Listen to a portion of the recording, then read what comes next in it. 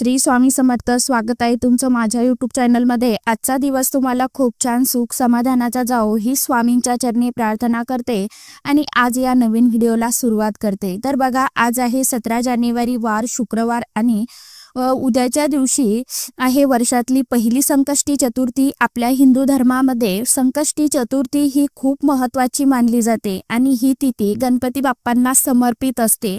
त्याचबरोबर पौष महिन्यात येणाऱ्या संकष्टी चतुर्थीला तीळ चतुर्थी किंवा लंबोदर संकष्टी चतुर्थी असं देखील म्हटलं जातं। लंबोदर संकष्टी चतुर्थीला गणपती बाप्पांची विधिवत पूजा केली जाते। या दिवशी सर्वजण गणपती बाप्पांचा कृपा आशीर्वाद मिळवण्यासाठी आणि आयुष्यातील सर्व अडचणी, दुःख, दारिद्र्य दूर होण्यासाठी उपवास देखील करत असतात। तर हा उपवास चंद्राच्या दर्शनानंतर सोडला जातो। आपल्या सनातन धर्मामध्ये या लंबोदर संकष्टी चतुर्थीला खूप महत्त्व दिलं जातं की या दिवशी गणपती बाप्पांची पूजा, सेवा, प्रार्थना, व्रत केल्यामुळे त्याचं शुभ फळ हे देखील आपल्याला प्राप्त होत असतं आणि गणपती बाप्पांचा अखंड कृपा आशीर्वाद हा सदैव आपल्यावरती राहतो।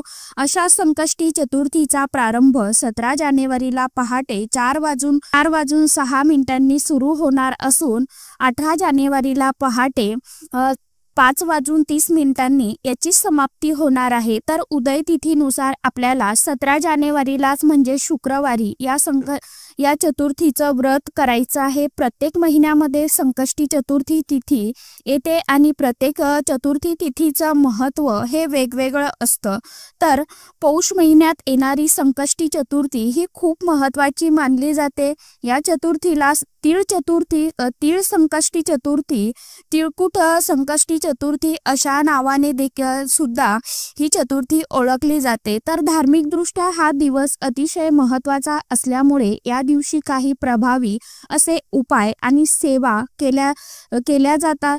तर या व्हिडिओमध्ये मी तुमच्या बरोबर एक अतिशय प्रभावशाली असा उपाय शेअर करणार आहे। वर्षातील पहिल्या संकष्टी चतुर्थीला तुम्ही उपवास नाही केला तरी देखील चालेल, परंतु गणपती बाप्पाला ही एक वस्तू अर्पण करायची आहे। ती वस्तू केल्यामुळे तुमच्या आयुष्याचं सोनं झाल्याशिवाय राहणार नाही। गणपती बाप्पांच्या कृपेने तुमच्या मनातील सर्व इच्छा, आकांक्षा, मनोकामना कितीही कठीणातील असो त्या नक्कीच पूर्ण होईल। अशी कोणती वस्तू तुम्हाला गणपती बाप्पांना अर्पण करायची आहे आणि ती कोणत्या वेळेमध्ये अर्पण करावी याविषयीची संपूर्ण माहिती मी आजच्या या नवीन व्हिडिओमध्ये तुमच्याबरोबर शेअर करणार आहे। त्यामुळे व्हिडिओ कुठेही स्किप न करता शेवटपर्यंत नक्की बघा। चॅनलवरती तुम्ही जर हा व्हिडिओ पहिल्यांदा बघत असाल तर चॅनलला नक्कीच सबस्क्राईब करा आणि असेच नवनवीन माहितीपूर्ण व्हिडिओ बघण्यासाठी समोरील बेल आयकॉनलाही प्रेस करा।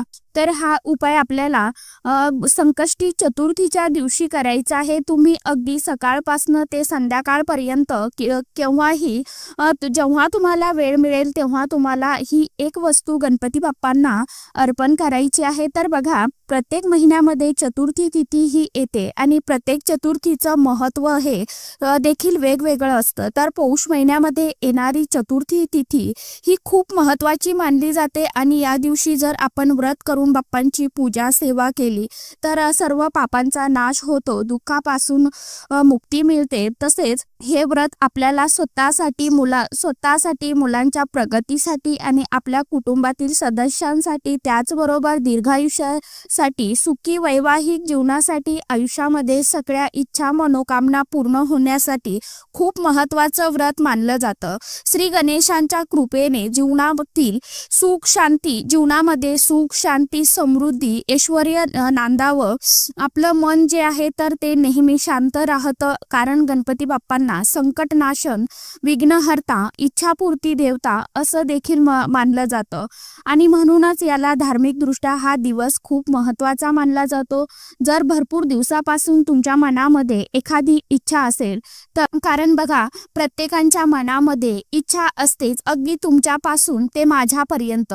तर आपल्या सर्वांच्या मनामध्ये छोट्या मोठ्या का होईना ह्या इच्छा आपण ठेवतच असतो आणि असतातच. आपल्या सर्वच इच्छा पूर्ण होतात असं तर नाही ना. कधी कधी आपण भरपूर प्रयत्न करतो, परंतु तरीही आपल्या इच्छा मनोकामना ह्या पूर्ण होत नाही, त्या अधुऱ्या राहतात. आपल्याला कोणत्याही कामामध्ये यश मिळत नाही, कोणत्याही गोष्टी आपल्या मनासारख्या देखील घडत नाहीत. तर घरामध्ये सतत आर्थिक अडचणी असतात, आलेला पैसा टिकत नाही, सतत दुःख संकटे अडीअडचणी या मागे लागतच असतात. आणि म्हणून जर तुम्ही या चतुर्थीला फक्त ही एक वस्तू बाप्पांना अर्पण केली तर तुम्हाला बाप्पांच्या कृपेने तुमच्या आयुष्याचं सोनं होऊन तुमच्या मनातील कितीही कठीणातील कठीण ही इच्छा 100% पूर्ण होईल. तर यासाठी तुम्हाला काय करायचं आहे, चतुर्थीच्या दिवशी सकाळी लवकर उठायचं आहे, स्नान करायचं आहे, स्वच्छ कपडे परिधान करायचे आहे आणि यानंतर आपल्याला आपल्या देवघरातल्या देवी देवतांची पूजा करून घ्यायची आहे. गणपती बाप्पांच्या मूर्तीवरती तुम्हाला पंचामृताने किंवा कच्च्या दुधाने त्याचबरोबर पाण्याने अभिषेक करायचा आहे. सर्वप्रथम तुम्हाला स्वच्छ पाण्याने बाप्पांच्या मूर्तीवरती अभिषेक करायचा आहे, त्यानंतर पंचामृत तुम्हाला घालायचं आहे आणि पुन्हा एकदा स्वच्छ पाण्याने तुम्हाला अभिषेक हा करून घ्यायचा आहे. यानंतर गणपती बाप्पांना चंदन, अष्टगंध, दुर्वा लावायचा आहे, हळदी कुंकू लावायचं आहे, एखादं जास्वंदीचं फूल अर्पण करायचं आहे, अखंड अक्षता अर्पण करायचा आहे आणि मोदक, लाडू, तिळगुळ आणि खोबऱ्याचा नैवेद्य हा तुम्ही अर्पण करू शकता. तर अशी पूर्णपणे आपल्याला पंचोपचार विधिवत पूजा तुम्हाला करून घ्यायची आहे. आणि यानंतर तुम्हाला ही एक वस्तू जी आहे तर ती बाप्पांना अर्पण करायची आहे. तर ती वस्तू आहे ते म्हणजे तीळ. तर तुम्हाला एका वाटीमध्ये पांढरे तीळ घ्यायचे आहेत आणि हे तीळ जर तुम्ही गणपती बाप्पांना अर्पण करायचे आहे तर या चतुर्थीला तीळ चतुर्थी किंवा तिळकुट चतुर्थी असं देखील म्हटलं जातं. त्यामुळे या चतुर्थीला गणपती बाप्पांना तीळ हे अर्पण केले तर असं म्हणतात की जो पण व्यक्ती बाप्पांना मनोभावे श्रद्धेने तीळ अर्पण करून आपल्या मनातील इच्छा व्यक्त करतो त्या व्यक्तींच्या सर्व इच्छा आकांक्षा मनोकामना देखील पूर्ण होतात. आणि म्हणूनच चतुर्थीला तुम्हाला उद्या गणपती बाप्पांना थोडेसे तीळ जे आहेत तर ते अर्पण आवर्जून करायचे आहे. हे तीळ तुम्ही अर्पण केल्यानंतर बाप्पांकडे तुमच्या मनातील इच्छा मनोकामना जी आहे तर ती प्रार्थना करून व्यक्त करायची आहे. आणि यानंतर या दिवशी ओम गणपतये नमः या मंत्राचा तुम्हाला आवर्जून 108 वेळा जप करायचा आहे. तर जप करून झाल्यावरती शेवटी तुम्हाला ज्ञात किंवा अज्ञात चुकांसाठी देवांकडे प्रार्थना करायची आहे, की म्हणजे बाप्पांकडे तुम्हाला प्रार्थना करायची आहे की यानंतर जे हे तीळ तुम्ही प्रसाद म्हणून सुद्धा खाऊ शकता. आपण जे अर्पण केलेले तीळ आहे तर ते आपण प्रसाद म्हणून खाऊ शकतो किंवा तुम्ही गाईला देखील लावू शकता. त्याचबरोबर या दिवशी तुम्हाला व्रत असेल तर व्रत सुद्धा तुम्हाला संध्याकाळी चंद्राची पूजा करूनच सोडायचं आहे. जेव्हा तुम्ही चंद्राची पूजा करणार आहात तेव्हा चंद्राला तुम्हाला अर्घ्य द्यायचं आहे. अर्घ्य म्हणजे चंद्राला जल अर्पण करायचं आहे. तर यामध्ये सुद्धा तुम्हाला थोडेसे पांढरे तीळ आहे जे आहेत तर ते टाकायचे आहे आणि हे जल आपल्याला चंद्राला अर्पण करायचं आहे. या दिवशी असं जल चंद्राला अर्पण करणे हे अत्यंत शुभ मानलं जातं. त्याचबरोबर ही चतुर्थी मुलांच्या प्रगतीसाठी, मुलांच्या सर्व इच्छा मनोकामना पूर्ण होण्यासाठी आणि मुलांच्या जीवनातील अडथळे दूर होण्यासाठी सुद्धा तितकीच महत्त्वाची मानली जाते. तर या दिवशी तुम्हाला काय करायचं आहे, मुलांना आपल्या देवघरासमोर बसवायचं आहे. 21 दुर्वांची जुडी आपल्या मुलांच्या हातामध्ये द्यायची आहे आणि तुम्हाला 11 वेळेला गणपती अथर्व शीर्षमचा पठण करायचं आहे आणि या दुर्वा मुलांच्या हातून गणपती बाप्पांना अर्पण करायचं आहे. त्यांना सांगायचं आहे. जर तुमची मुलं कुठे बाहेरगावी शिकायला असतील तर आई वडील सुद्धा ही सेवा आपल्या मुलांसाठी करू शकतात.